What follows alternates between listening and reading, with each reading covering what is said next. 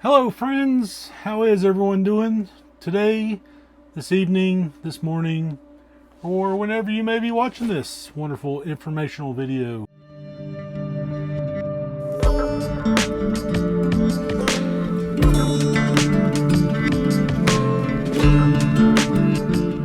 Today I'm going to go over what I keep in my truck for a medical, like first aid bag, kind of do it all bag. I always do keep at least one IFAK type kit in here. I can go over this at a later point, but why would we start small when we can start bigger, right?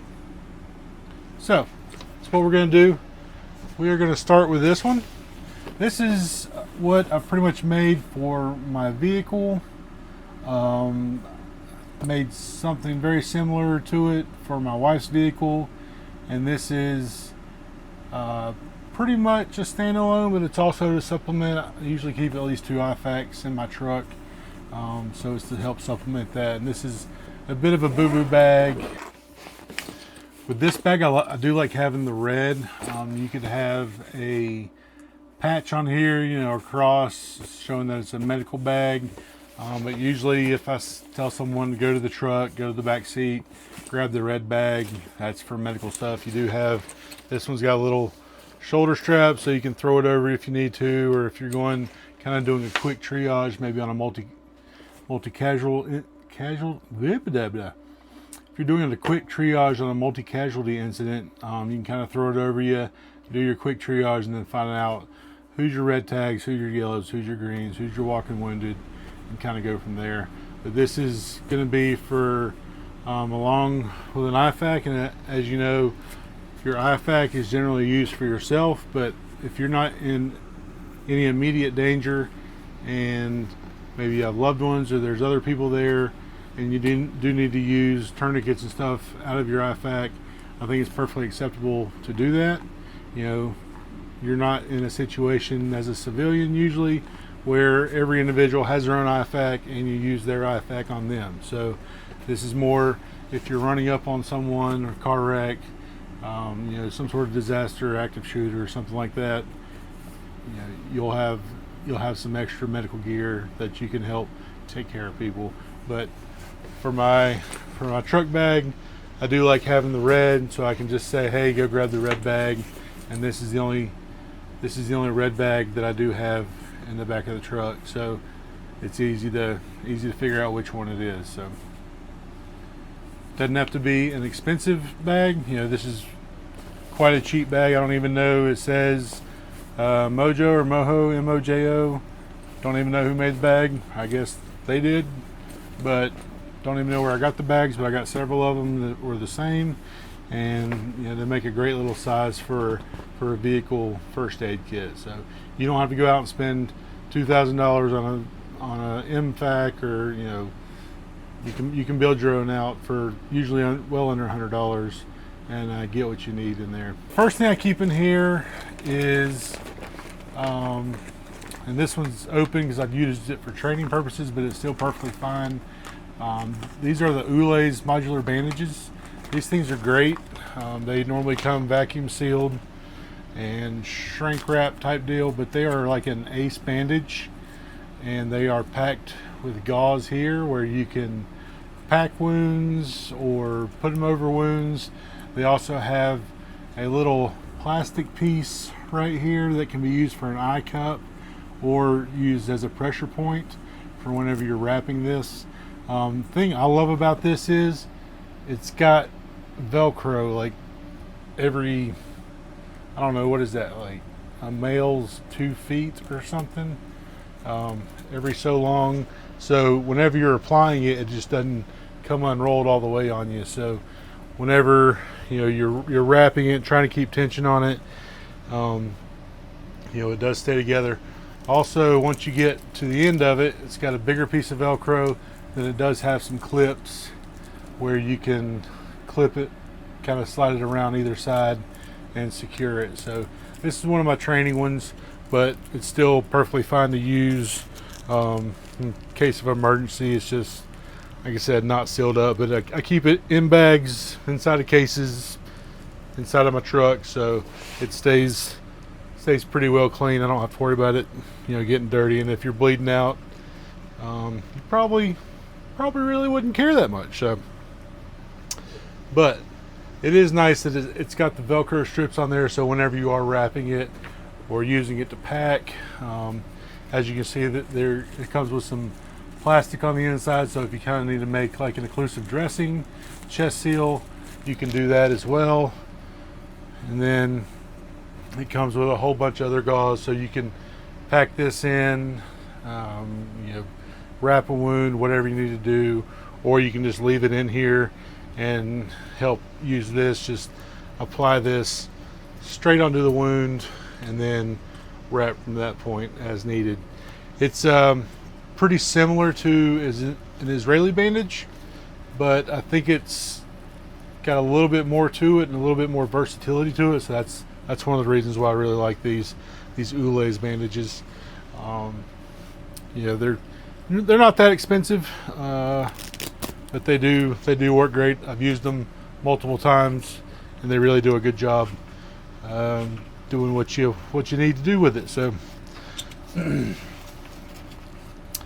that is the Ule's bandage, and like I said, it comes kind of shrink wrapped in a package that looks like this. This is the 6-inch version, and these they are coming out of South Carolina at TacMed Solutions. So if you want to order some up, you can hit them up there and do that. So that's the Ule's. Like I said, training module, so it is open. Next thing I got in here is a tourniquet. I have a tourniquet in pretty much all my kits. You never know when you might need multiple tourniquets, so it's good to keep that in there. Do keep an ice pack. This cold compress, this is just kind of for the kiddos. You never know. This is kind of a trauma bag, boo-boo bag type thing. I do keep tourniquet in here, or tourniquet. I do keep an ice pack in here just in case you need help with some swelling or whatever you need a cold compress for. I keep some bandaging stuff, some roller gauze, some Neosporin. I've got a few different Ace Wrap sizes in here, and this is just all mostly kind of boo-boo stuff, Band-Aid stuff.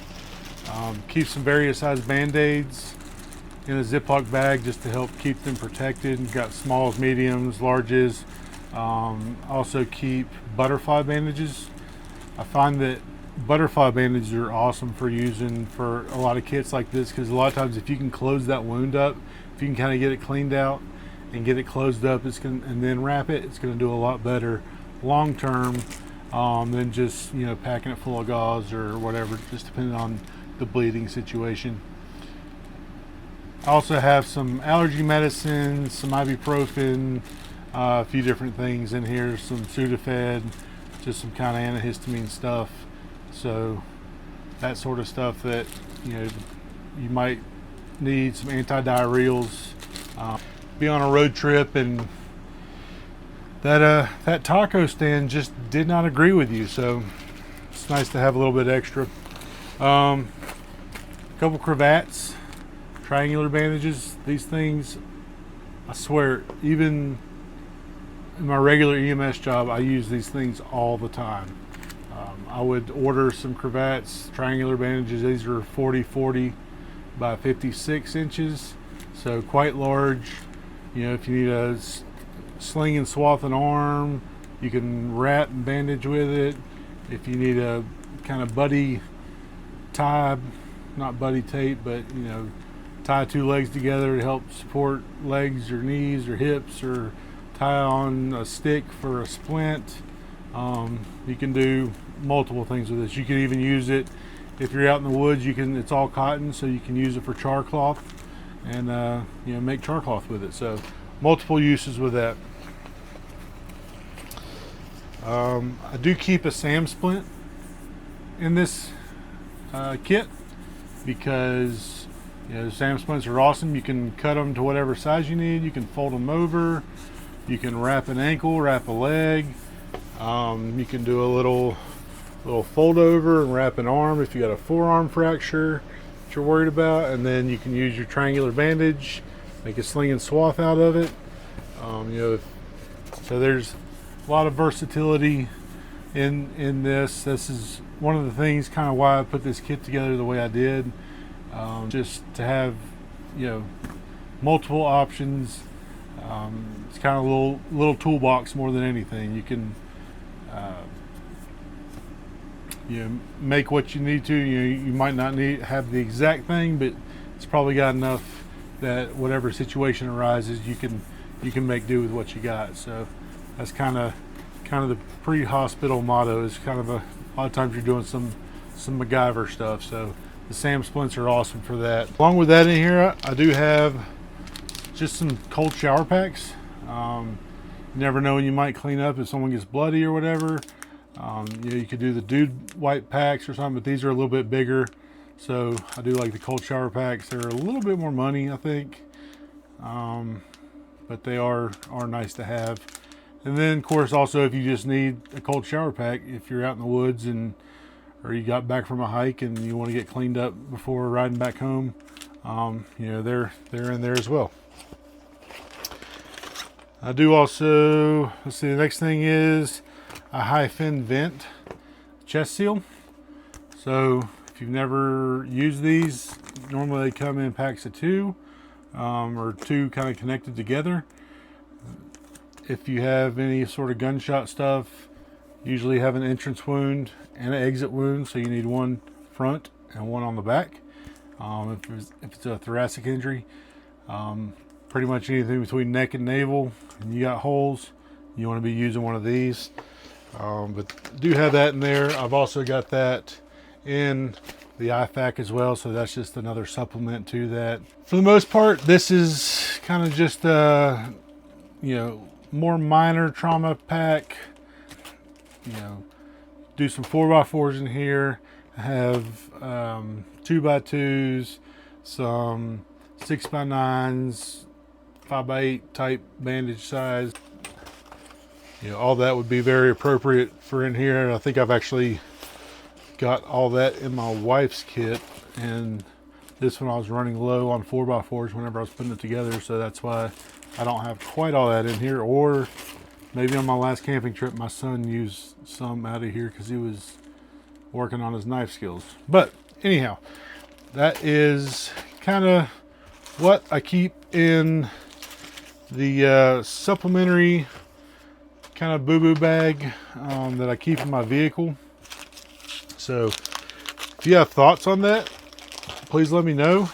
Like I said, basic bandaging, cold compress, fractures, dislocation, slinging, swathing, that sort of thing is kind of what this is geared toward. And then also, you know, it's always good to have extra chest seals and extra tourniquets wherever you can put them. So if you got any questions, let me know. As you can see, we are out here in the wilderness and we are really roughing it. Let me know what you think, and let me know what you would add to this, or what maybe you might have in your own personal kit. You know, you want to do sterile water, eye flushes. I mean, that's kind of the crux of these, is you can go from this size or you can go to a full-on backpack size if you want a giant med kit loadout. So you gotta figure out what fits best in your vehicle. Maybe there's also, maybe in the wintertime you might trade this out or add some heat packs to it. I got hot hands other places in my truck, so I don't have them in here, but I even keep some in my bag just in case. But you know, you might want to put some hot packs in there as well, just depending. It may be seasonal. This is also something that you want to check and go through at least every 6 months or so. Just make sure nothing's expiring, nothing's damaged. Maybe a mouse hadn't gotten in there and eaten through half of it. You know, just like we do on ambulances and fire trucks. You know, you want to do your checkoffs and make sure everything's good to go before you actually need to use it. So thanks for everyone checking out the video. This is Dish Talk. Everybody stay safe. Leave a like and subscribe if you don't care. Leave some comments, and we'll see you next time. Take care, and y'all be safe.